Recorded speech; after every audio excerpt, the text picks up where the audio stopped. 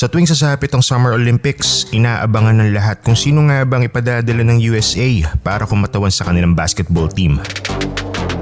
Marami ng NBA stars ang rumepresenta sa Estados Unidos. Ngunit sa kabila nito, may ilang bigating NBA players pa rin ang hindi pinalad mapasama sa final cut ng Team USA dahil nagkataon may iniinda itong injuries. Halina't kilalanin ang 6 na NBA stars na nung kalakasan ng prime nila ay inabutan ng kamalasan kasabay ng Olympic tournament. Mga bigating pangalan sa NBA na naubos ang tsansa na mapabilang sa 12-man lineup na lalaban sa Summer Olympics. Unahin natin ang Clippers forward na si Blake Griffin. Dekorado ang naging karera ni Blake sa NBA. Rookie of the Year, 6 All-Star appearances, at may 5 All-NBA selection. Hataw kung hataw ang mga lipad at dakdak nito sa ere. Pasok sana sa up-tempo game ng Team USA, lalo na sa mga fast break at transition offense. Noong 2012, si Griffin at Harden ang napili sa Final 12 Olympic roster spot ng Team USA. Naipakalala pa nga sila sa harap ng media as Final 12 na sasabak sa London Olympics. Kaya lang, sa kasawiang palad, nagtamo si Blake ng torn meniscus sa isang practice bago ang opisyal na torneo. Dahilan para mapalitan siya ni Anthony Davis sa lineup. Muli naman siyang nabigyan ng tsansa na mapabilang para naman sa 2016 Rio Olympics. Kasama siya sa unang listahan ng mga manlalaro na pinagpipilian. All-star caliber pa rin ang high-flying big man. Kaya lang, hindi naging maganda ang takbo ng kanyang season bago ang Rio Olympics. Dala ng iniinda niyang quad injury, kinumpirma ng Clippers organization na di nalalahok si Griffin sa 2016 Olympics sa Brazil. Ito ang dalawang pagkakataon ni Griffin na nauwi sa wala para kumatawan sa USA. Injuries din ang pumatay sa tsansa ni Derrick Rose na makapaglaro sa Summer Olympics. Hinirang na league MVP noong 2011 si D-Rose. Tamang-tama ang pick niya sa paparating na Olympics sa susunod na taon. Kasama ang pangalan ni Derrick sa mga finalists for 2012 Team USA na sasabak sa London. Ngunit para lang sa kabatiran ng lahat, kabilang si Rose sa lineup ng Team USA na pinadala sa 2010 at 2014 FIBA World Cup. Parehas nakaginto ang Estados Unidos sa dalawang torneyong ito. Pero syempre, iba pa rin kapag medalyang ginto na ng Olympics ang sukbit sa leeg mo. Sa di inaasahang pangyayari, nagtamo ng ACL injury ang gwardiya sa Game 1 ng first round ng playoffs ng 2012. Dahilan para tuluyang matanggal siya sa mga posibleng manlalaro para sa paparating na London Olympics sa taong ding yon. 2016 Rio Olympics sana ang susunod na pagkakataon ni D-Rose. Ngunit wala na siyang nakuhang imbitasyon dito.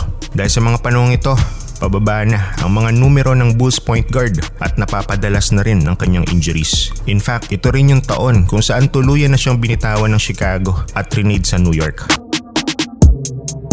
Ganito rin halos ang kapalaran ng isa sa mga elite big men noong 2010 era. Injuries din ang naging sanhi kung bakit hindi natin nakita sa uniforme ng Team USA sila Marcus Aldridge. One of the best power forwards na masipag rumebound at may pulidong midrange jumper. Kasagsagan ng galing ni Aldridge noong mga panahong 2012 at 2016 Olympics. Noong 2012, kasama sila Marcus sa inisyal na 20 manlalaro na nakakuha ng imbitasyon para sa 2012 London Olympics. Kaya lang, noong mga panahon na yon, nakatakda siyang sumailalim sa isang hip surgery at ginamit niyang off-season para sa rehab and recovery. Nakakuha din siya ng imbitasyon para sa lineup na binubuo naman for 2014 FIBA World Cup ngunit hindi niya ito pinaunlakan.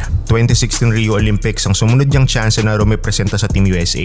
Nasa bakuran na siya nito ng San Antonio and still producing good numbers. Ito ang unang season niya sa Spurs at umabot pa sila sa playoffs. May iniinda na siyang hand injury noong mga panahon na ito at ang injury ito ang naging dahilan din niya para mag-back out muli sa paparating na Rio Olympics. Pero di dito natatapos ang pagkakataon ni Lamarcus na makapaglaro sa Olympics. Napasama pa siya sa early candidates for 2020 Tokyo Olympics. Noong time na ito, nasa Brooklyn Nets na ang big man. Kung hindi sana na-delay ng isang taon ng Olympics dala ng pandemic noong 2020, baka napasama si Lamarcus sa Final 12 roster ng USA. Dahil noong 2020, maayos pa ang kalagayan ni Aldridge. Ngunit Abril ng 2021, 2 buwan bago i-anunsyo ang opisyal na 12-man roster ng USA, nagretiro si Aldridge sa edad na 35 dahil sa nakakaalarma niyang health concern na may kaugnayan sa puso. 3 naging tsansa ni Lamarcus na makasali sa torneo ng Olympics. Ngunit sa tuwing sasapit ito, laging may aberya na humahadlang sa kanya na makapaglaro dito. Si John Wall ang susunod sa ating listahan. Hindi rin nakapaglaro sa Olympics ang 5-time All-Star point guard ng Washington Wizards. Sa bilis, leksi at athleticism ni Wall, pasok sana ang kanyang laruan sa fast-paced game ng USA. Si Wall ang isa sa mga premier point guards ng liga noong mid-2010 era. From 2014 to 2017, tinapos niya ang kada season with double-double average sa 20 points and 10 assists. Isa si Wall sa mga finals ng Team USA na pinagpipilian for 2016 Rio Olympics. Kulang-kulang 2 buwan bago formally anunsyo ang Final 12, sumailalim ang gwardiya sa operasyon ng kanyang dalawang tuhod. Ito ang naging dahilan para mamintis niya ang oportunidad na ito. Muli pa siyang nakatanggap ng isa pang imbitasyon noong Marso ng 2021, ilang buwan bago idaos ang Tokyo Olympics. Isa siya sa mga nakasama sa expanded pool ng mga players na pagpipilian. Siguro dahil na rin sa ganda ng performance niya sa uniforme ng Rockets ng season na yon. Kaya lang, hindi na siya napasama sa Final 12 na sasabak sa Tokyo. Naubos ang chance ni Wall dahil sa mga injuries na nagpahina ng kanyang katawan. Iba naman ang kaso ng Wizards shooting guard na si Bradley Beal. May chance si Beal na mapasama sa 2016 Rio Olympics. Ngunit siya na mismong nag-withdraw para pagtuunan na palakasin ng kanyang katawan for next NBA season. Marami na kasing injuries na iniinda si Beal bago pa yung invite ng USA Basketball. At kita naman ang improvement on the next succeeding seasons. From 2016 to 2019, 5 laro lang na mintis niya sa 3 seasons na yon. Nag-improve ang kanyang performance, pati na rin ang estado ng kanyang katawan. Nabigyan siya muli ng invite para naman sa sumunod na Olympic tournament. Halos sigurado na mapapasama si Beal sa Final 12 roster dahil kailangan ng US ng opensiba na hatid ni Beal. July 19, 2021 ang nakatakdang flight ng USA papuntang Tokyo at sa pagitan ng July 10 hanggang 18 may mga exhibition games ng USA. After playing 3 exhibition games, na-ruled out si Beal for the Olympics dahil nagpositibo siya sa COVID-19.